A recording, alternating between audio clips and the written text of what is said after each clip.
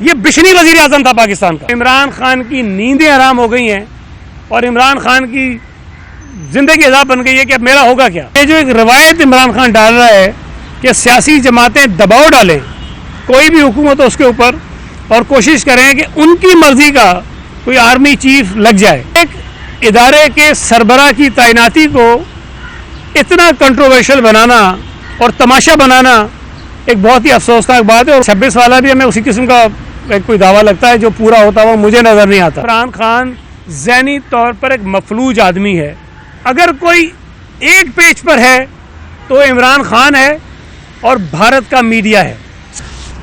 عمران خان صاحب نے جو کل ایک فرمائش نہیں کی کہ انہوں نے جو اپنا وہ ٹانگ مارچ ہے، اس ٹانگ مارچ کو جو گھوم رہا ہے دو زخموں کے گرد چکر کاٹ رہا ہے اور ختم ہونے کا نام ہی نہیں لے رہا تھا، وہ اب کہہ رہے ہیں کہ 26 دسمبر کو وہ راولپنڈی پہنچیں گے۔ اب جتنی باتیں، جتنے اعلانات، جتنے دعوے عمران نازی پہلے کر چکا ہے، اگر اس ٹریک ریکارڈ کو دیکھیں تو یہ 26 والا بھی ہمیں اسی قسم کا کوئی دعویٰ لگتا ہے جو پورا ہوتا ہوا مجھے نظر نہیں آتا۔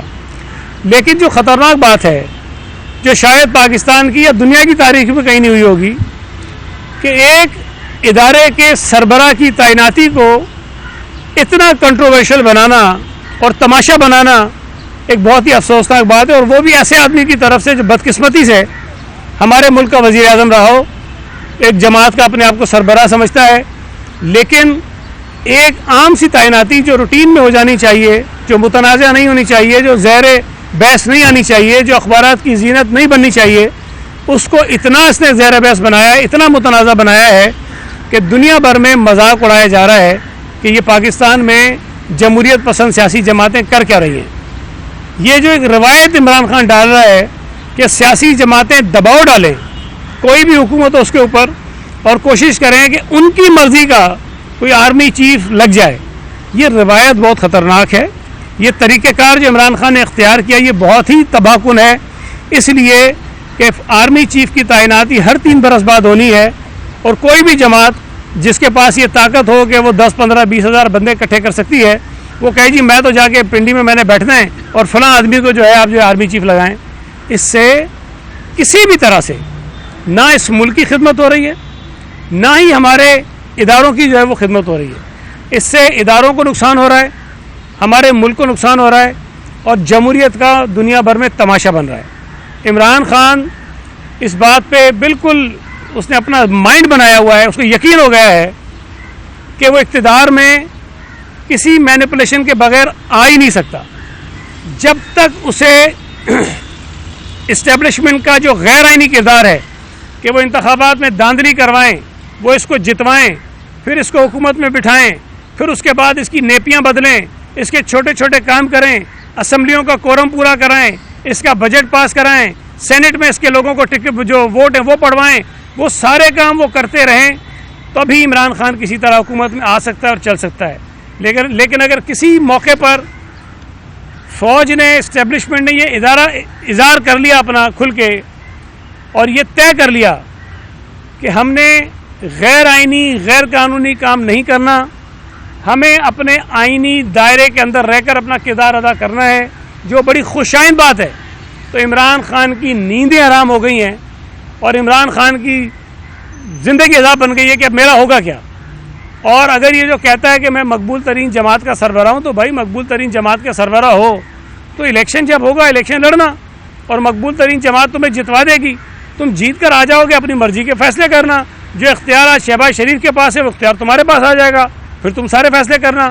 لیکن یہ میسج بھجوانا اور یہ بالکل کنونس ہے اس بات پر کہ جب تک میری مرضی کا آرمی چیف، اور پھر اس کے تھرو DGISI، پھر اس کے تھرو کوئی اور، پھر اس کے تھرو کوئی اور، ساری چیزیں لگوا کے اپنے سارے سیاسی مخالفین کو جیلوں میں ڈال کے، ان کی زندگیاں تنگ کر کے، میڈیا کی زبانوں پر تالے لگا کر، میڈیا میں جو لوگ سچ بولتے ہیں ان کو نوکریوں سے نکلوا کر، ججز جو آئین اور قانون کے مطابق فیصلے کرتے ہیں ان کے خلاف ریفرنسز ڈلوا کر، اس طرح سے میں سب کو اپنے کنٹرول میں لے کر آؤں اور اپنی حکومت چلاؤں اور اس حکومت میں ملک کے اوپر بیٹھ کے راج کروں۔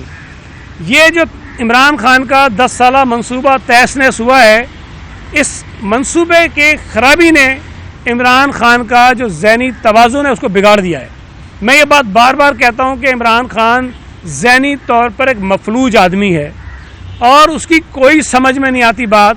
اس کے ساتھ جو لوگ کھڑے ہیں وہ سارے پریشان ہیں کہ یہ کس پاگل کے پیچھے ہم چل پڑے اور پتہ نہیں کہاں میں جا کر یہ گرائے گا, کسی کھائی میں جا کر ہمیں سب اپنے ساتھ گرائے گا. میں یہ سمجھتا ہوں کہ وہ ادارے بھی, خاص طور پر عدالتیں, بیوروکریٹس, ججز اور میڈیا کے دوست بھی, جن کو یہ دھمکیاں دیتا ہے, جن کے خلاف یہ جھوٹے الزامات لگاتا ہے, وہ کم از کم اس کو سوال تو کرو. اس سے کوئی اس کو ڈیفیمیشن کے نوٹس بھیجے, کوئی اس سے پوچھے تو صحیح کہ یہ آزادی تمہیں کیا ملی ہوئی ہے کہ جب تمہاری مرضی میں آتا ہے جس کی تم چاہتے ہو پگڑی اچھال دیتے ہو, جس کے مرضی آتی ہے تم اوپر الزامات لگا دیتے ہو اور کچھ نہیں پتا اس آدمی کو. کبھی کہتا ہے کہ جی وہ رول آف لا ہونا چاہیے, تمہیں لا کے ککھ نہیں پتا. کہتا ہے آئین کی بالادستی ہونی چاہیے, آئین کا تمہیں ککھ نہیں پتا. جمہوریت میں ایسا نہیں ہوتا, جمہوریت کا تمہیں ککھ نہیں پتا, اور باتیں تم بیٹھ کے ایسی کرتے ہو. یہ صرف اور صرف دباؤ میں لا کر, بلیک میل کر کر اپنے چھوٹے چھوٹے مذموم سیاسی مقاصد کو حاصل کرنا چاہتا ہے. اور یہ کتنی افسوس کی بات ہے کہ آج جب ہم اس ملک میں بیٹھ کر جو بھی بات کر رہے ہیں, اگر کوئی ایک پیج پر ہے تو عمران خان ہے اور بھارت کا میڈیا ہے, سیم پیج پر ہے. جو عمران خان کہہ رہا ہے وہاں مودی جو ہے وہ خوشی سے ناچ رہا ہے, وہ پتہ نہیں بنگلے ڈال رہا ہوگا. وہاں ان کے جو ریٹائرڈ فوجی ہیں ان کی ویڈیوز آپ بھی دیکھتے ہیں, کیا وہ کہہ رہے ہیں؟ وہ کہہ رہے ہیں کہ جی بھارت نے اربوں روپے خرچ کر کے, سالہ سال کوششیں کر کے وہ کچھ حاصل نہیں کیا جو عمران خان نے پچھلے 6-7 مہینوں میں ان کو وہ مواقع فراہم کر دیے ہیں. یہ کوئی بھی شخص, دیکھیں میں ایک پارٹی کا ورکر ہوں, میں اپنی پارٹی کے مفادات کا تحفظ کرتا ہوں. کئی چیزیں میں ایسی نہیں کرتا جس سے میری پارٹی کے وقار کو, اس کو نقصان پہنچے. میں کوشش کرتا ہوں کہ نہ ہو. لیکن اگر میرے ملک کی کوئی بات آئے تو یقیناً میرا ملک میری پارٹی سے بھی زیادہ بالا تر ہے. میں شاید پارٹی کے مفادات کو سیکریفائز کر دوں گا, کمپرومائز کر دوں گا, لیکن ملک کے مفادات پر کمپرومائز نہیں کروں گا.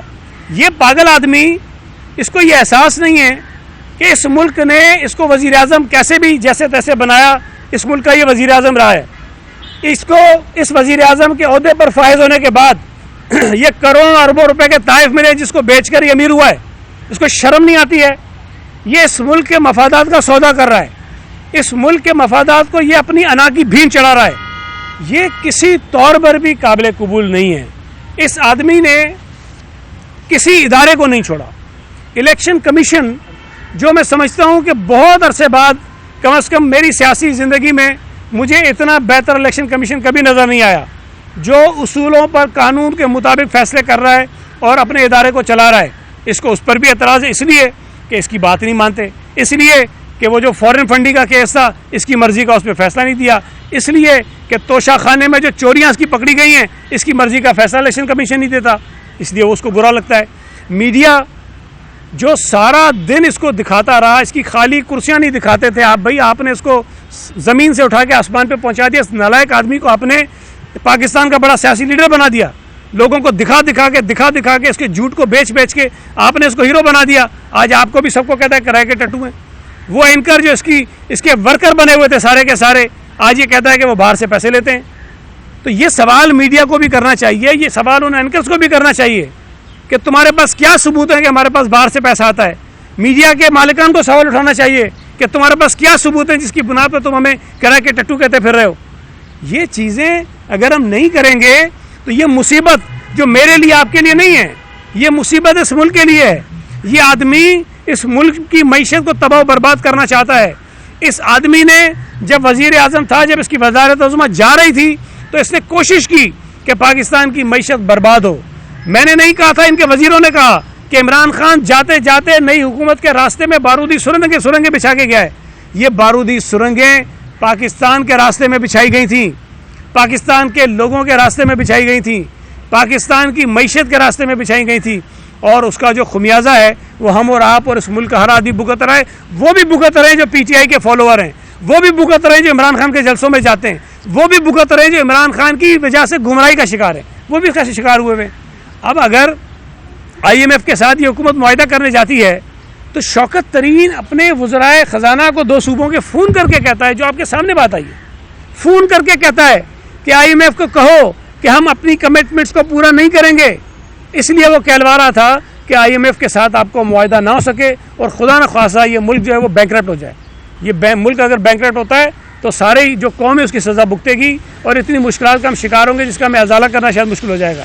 تو یہ آدمی اداروں کو تباہ کرنا چاہتا ہے، ملک کی معیشت کو تباہ کرنا چاہتا ہے، خدا نہ خواستہ ملک کو تباہ کرنا چاہتا ہے، اپنی ہٹ درمی اور انا پرستی کی بھیڑ سب کو چڑھانا چاہتا ہے. میں گزارش کرنا چاہتا ہوں ان لوگوں سے جو اس کی گمراہی کا شکار ہیں، جن لوگوں کو اگر چلے میں مان لوں for the sake of the argument بہت سارے لوگ ایسے ہوں گے اس ملک میں جن کی اپنی سوچ اور اپنے سیاسی نظریات ہوں گے، جن کو پیپلز پارٹی اور نون لیگ نہیں پسند ہوگی. بھئی آپ آزاد ہیں ان کے خلاف ووٹ کریں، آپ آزاد ہیں اپنی مرضی کی پارٹی کو ووٹ دیں، لیکن جس طرف یہ پاگل آدمی آپ کو لے کے جا رہا ہے وہ پیپلز پارٹی اور نون لیگ کو نقصان پہنچانے کی بات نہیں ہے، وہ اس ملک کو، اس ملک کے اداروں کو نقصان پہنچانے کی بات ہے. یہ جب ہم کہتے ہیں کہ یہ مودی کا پولنگ ایجنٹ ہے، چیف پولنگ ایجنٹ ہے، تو ان کو مرچیں لگتی ہیں. یہ ثابت ہو رہا ہے آج جو تعریفوں کے پل اس نے باندھے ہیں مودی کی پالیسیوں کے. آپ مجھے بتائیے کہ مودی کو الیکشن کمپین چلانے کی ضرورت ہے اپنے ملک میں؟ جب وہ جا کر یہ کہتے ہیں کہ پاکستان کا وزیر اعظم دیکھو کیا کہتا ہے مودی کے لیے، اس نے تو وہاں کی باقی جماعتوں کو دفن کر دیا ہے. اس لیے کہ یہ کوئی کمٹمنٹ ہے اس کی کہ اس نے مودی جیسے حکمرانوں کو سپورٹ کرنا ہے. اس کو جو ہم کہتے تھے نا یہ فارن فنڈنگ کیس میں بھارتیوں نے اور یہودیوں نے کیوں پیسے دیے ہیں، آج یہ بات ثابت ہو رہی ہے کہ وہ پیسے کیوں دیے گئے تھے. وہ پیسے اس لیے دیے گئے کہ یہ پاکستان کی معیشت کو، پاکستان کے اداروں کو خدا نہ خواستہ نیست و نابود کرے، برباد کرے، تاکہ پاکستان کے دشمن قوتیں جو ہیں ان کو یہ کسی طرح سے فائدہ پہنچا سکے. سوال پیدا یہ ہوتا ہے جس پر آج یہ ایک بات نہیں کرتا. بھئی تم نے کہا تھا کہ میں 1 کروڑ جو ہے وہ نوکریاں دوں گا، اس کا سوال تم اس قوم کو دو. تم نے کہا تھا میں 50 لاکھ گھر بناؤں گا، اس کا جواب تم اس قوم کو دو. تم نے کہا تھا کہ میں کرپشن کا خاتمہ 90 دن میں کروں گا، تم اس سوال کا جواب اس قوم کو دو. تم نے کہا تھا کہ میں اس ملک کے تباہ شدہ جو ادارے ہیں، اسٹیل میل ہے، ریلوے ہے، PIA، بے شمار ادارے ہیں، تم نے کمپنی بنائی تھی، تم نے کہا تھا کہ 100 دن میں ان کو میں ٹھیک کروں گا اور میرٹ پر ان کے سربراہ لگاؤں گا، اس کا جواب تم دو. تم نے کہا تھا کہ کرپشن کے خلاف تم نے جنگ شروع کی تھی نا، جو تمہارے دور حکومت میں کرپشن ہوئی ہے گوگیوں اور گوگوں نے جو کی ہے، اس کا جواب تم اس قوم کو دو. کہ پنجاب میں پاکستان کی تاریخ میں اتنے تبادلے نہیں ہوئے جو تمہارے 3-3.5 سالہ دور میں ہوئے تھے، اس کا جواب دو کہ اس کے پیسے کون لے رہا تھا، کیوں لے رہا تھا. تم اس گھڑی کا جواب دو. ہم تو ایک گھڑی کو لے کے بیٹھے تھے، اب تو نئے قصے آ رہے ہیں. ایک گھڑی نہیں ہے، پتہ نہیں کتنی گھڑیاں ہیں، کتنے ہیرے جواہرات ہیں، کتنے زیورات ہیں جس کے تحفے اس کو ملے.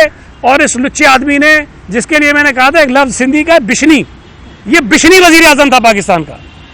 یہ پاکستان کی تاریخ میں ایسا کوئی آدمی نہیں آیا ہوگا جو یہ بشنیوں جیسے کام کرتا تھا. یار کوئی حد ہوتی ہے.